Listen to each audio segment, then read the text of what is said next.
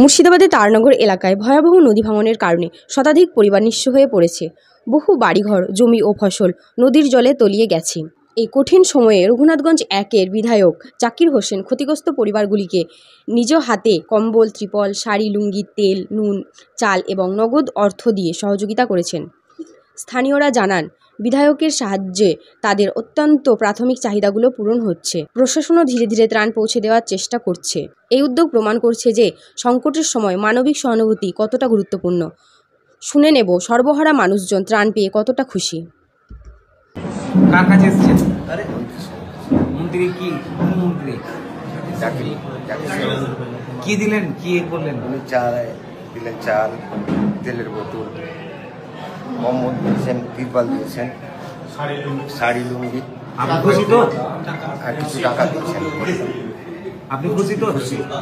দেখলাম অনেকে যারা ঘর বাড়ি, দেখুন, লালগোলার মানুষ এসেছিলেন, আমাকে ফোন করেছিলেন। আমি যেটুকু পারলাম তাই সহায়তা করলাম। কারণ হলো, আমি একজন সমাজসেবী হিসাবে আমার এটা দায় পড়ে এবং আমি ওখানে যেতে পারি না। কারণ যে এমএলএ ভিত্তি ভাগ করে দিয়েছে, গেলে মানুষের সঙ্গে কথা হবে। কে বললে আমাকে ডাকলে না। আমি চাই যে কোনো মানুষ বিরত করলে আমার জনতার দরবারে আসুন, আমাকে বলুন, আমি তাদের পাশে আছি। আমি